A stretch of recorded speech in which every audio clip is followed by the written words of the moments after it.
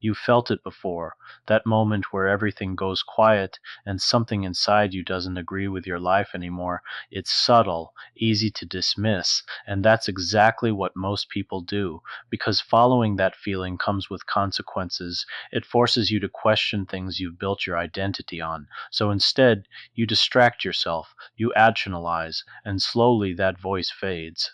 Not because it was wrong, but because you chose not to listen. When something inside you realizes that the life you are living does not fully belong to you, it does not arrive with noise or drama.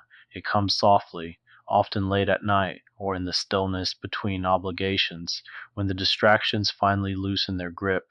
And in that moment, you feel it, not as a clear thought, but as a subtle unease, a question, a sense that something about your direction is misaligned, but then, almost instinctively, you turn away from it. You check your phone, you distract your mind, you return to routine, and just like that, the moment passes, not because it wasn't real, but because it was too real. This is the quiet truth most people sense at some point in their lives. And yet, despite feeling it, despite recognizing it, they choose, consciously or unconsciously, to go back to sleep. Not into literal sleep, but into psychological comfort, into the familiar patterns that require no confrontation, no disruption, no change. Because to stay awake is to see clearly, and to see clearly is to be responsible. Modern life is structured in a way that makes this return to sleep almost inevitable. From the outside, everything appears organized, purposeful, even desirable. There are clear paths to follow, milestones to achieve, systems that promise security and validation. You are encouraged to build a life that is efficient, productive, and socially acceptable. And if you succeed in doing so, you are rewarded not just financially, but psychologically, approval, recognition, a sense of belonging.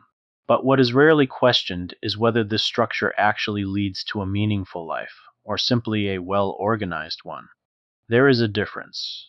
A well organized life runs smoothly. A meaningful life feels aligned, and alignment cannot be externally assigned. It must be internally discovered. Yet most people are never taught how to do this. Instead, they are taught how to adapt, how to perform, how to optimize themselves within a system that defines success in narrow, measurable terms. Carl Jung observed this tension with remarkable clarity. He wrote, "People will do anything, no matter how absurd, in order to avoid facing their own soul." This avoidance is not always dramatic. Often it is subtle. It appears as busyness, as constant engagement, as the inability to sit in silence without reaching for distraction. Because silence reveals, and what it reveals is not always comfortable. The first stage of this process can be understood as the glimpse. It is brief, fleeting, easy to dismiss. It might come during a long drive, when your thoughts begin to wander beyond the usual concerns, or while watching someone else live a life that seems more authentic, even if less conventional, or in a moment of unexpected stillness, when you realize that despite everything you have achieved, something essential feels untouched. This glimpse is not a full awakening. It is an invitation. But invitations can be ignored, and most are, because to accept the invitation would mean stepping into uncertainty. It would mean questioning choices that have already been made, paths that have already been followed. It would mean admitting that perhaps despite your best efforts, you have been moving in a direction that does not fully resonate with who you are. And so, the mind does what it is designed to do.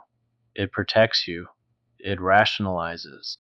It explains, it reassures. This is normal. Everyone feels this way. It will pass, and eventually it does. Not because the truth disappears, but because it is buried. This leads to the second stage, the return to comfort. Here, life continues as before. The routines are maintained. The goals are pursued. The structure remains intact. From the outside, nothing has changed. But internally something subtle has shifted. There is now a faint awareness, a memory of that glimpse, a quiet knowing that there is more beneath the surface, and yet, instead of exploring it, the individual invests more deeply in distraction. Friedrich Nietzsche once warned, and those who were seen dancing were thought to be insane by those who could not hear the music. In a similar way, those who begin to question the system often appear irrational to those fully immersed in it, and this social pressure reinforces conformity.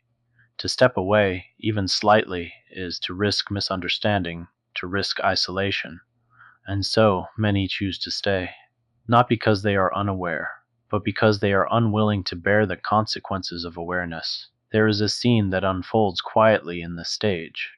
A person sits in a room filled with the symbols of a successful life: certificates, possessions, carefully arranged evidence of progress. Everything suggests stability, achievement, completion, and yet there is a moment where they pause, look around, and feel a strange detachment.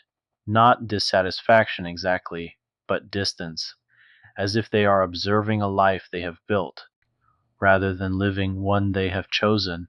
The feeling is brief, and then it fades, replaced once again by routine. The third stage, for those who cannot fully return to sleep, is the inner conflict. Here, the tension becomes more persistent, the glimpses occur more frequently, the sense of misalignment grows harder to ignore. There is a growing divide between the external life and the internal experience. Viktor Frankl, reflecting on human existence, wrote, "What man actually needs is not a tensionless state, but rather the striving and struggling for a worthwhile goal. But when the goals themselves are inherited rather than chosen, this striving becomes hollow. The individual begins to feel it. A subtle resistance to tasks that once felt meaningful, a loss of enthusiasm that cannot be explained by fatigue alone, a quiet questioning that runs beneath everyday actions. Why am I doing this? Who is this for? And what part of me is being ignored?" These questions are not comfortable, but they are honest, and honesty has a way of destabilizing illusion. Another scene emerges. It is late at night. The world is quiet. The individual is alone, not just physically, but psychologically. There are no roles to perform here, no expectations to meet, just presence. And in that presence, the truth surfaces again, clearer this time, harder to dismiss. You have been living in a way that keeps you safe, but not alive. This realization does not immediately lead to change, but it changes the relationship to everything. The fourth stage is rare. It is the refusal to return to sleep. Here, the individual reaches a point where avoidance is no longer sustainable. The cost of ignoring the truth becomes greater than the discomfort of facing it, and so they begin to stay with the awareness rather than escaping it. Carl Jung described this process as individuation, the movement towards psychological wholeness. It is not a path of ease. It requires confronting aspects of oneself that were previously hidden or denied. It requires letting go of identities that were built for acceptance rather than authenticity. But it also brings something else: clarity. Not the kind of clarity that answers every question, but the kind that reveals what is no longer acceptable, and that alone begins to reshape a life. At this stage, external change may be slow. From the outside, the individual may appear largely the same, but internally, the shift is profound. They begin to make decisions differently, more carefully, more honestly, more aligned with something deeper than expectation. They may speak less, but with more intention. They may engage less in superficial pursuits, but more deeply in what matters. There is less urgency to prove, and more willingness to understand.